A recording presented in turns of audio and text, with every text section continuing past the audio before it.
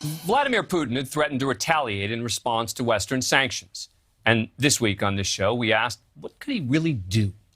What power could he wield over the West? Well, tonight we're learning about one response, and it involves seizing and nationalizing the assets Western companies leave behind as they pull out of the country over its invasion of Ukraine. So let's translate that.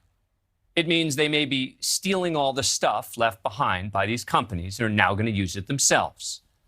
A long list of companies, including McDonald's, Burger King, Shell Oil, JP Morgan Chase, Goldman Sachs, Pepsi, have announced plans to suspend their Russian operations. So those assets could include property, even entire business arms of the company.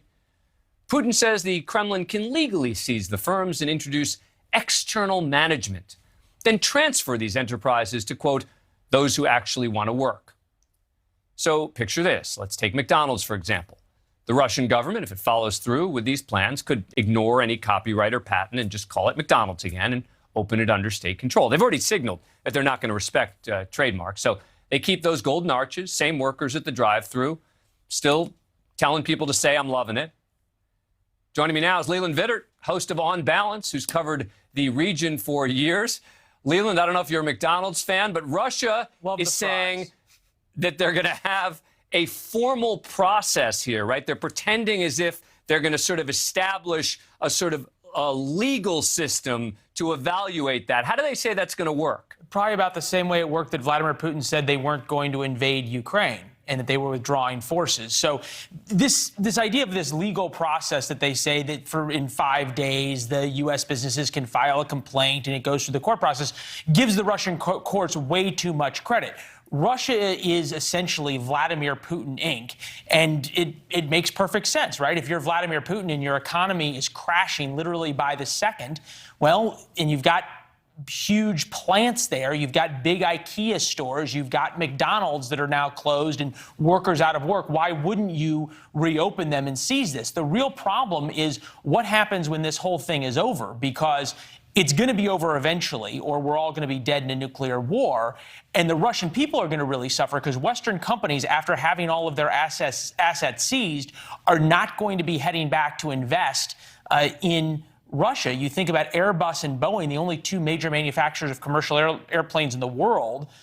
They are owed billions of dollars. Either they or the leasing companies that own all of the Russian commercial jets for all the Russian airlines. If they don't turn those over, what's Boeing or Airbus's incentive to ever do business again? Yep.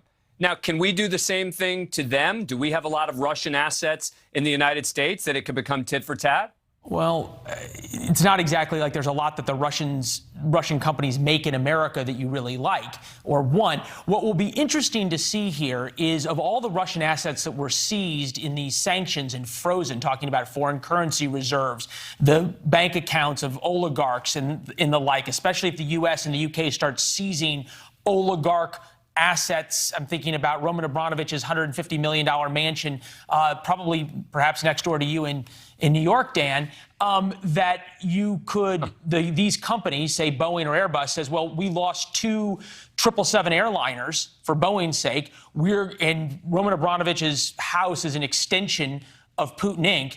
Therefore, we're going to try to make some kind of trade. Whether U.S. courts would entertain that or not is way, way, way too early to tell. Yeah. And bottom line, is this a surprise that he's doing this?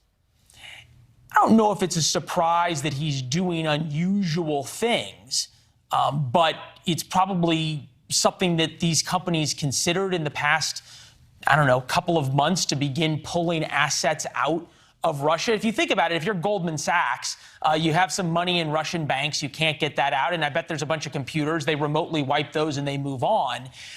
The companies that really have much bigger issues are the companies that may have plants in Russia. The flip side is companies like Boeing, who had big operations to extract titanium and buy titanium from the Russians. And then you really have to think about the big oil companies, Shell, Exxon, BP. They did tens of billions of dollars a year worth of business with the Russians, and they're taking huge losses on their own balance sheets and their own income statements to walk away. So for all of our complaining about American companies not doing the right thing, here they are. Yeah. Leland, thanks a lot for sticking around for us. Really appreciate it. Yeah, good to see you. Thank you for watching. Click the red subscribe button below so you can get more of NewsNation's fact-driven, unbiased coverage.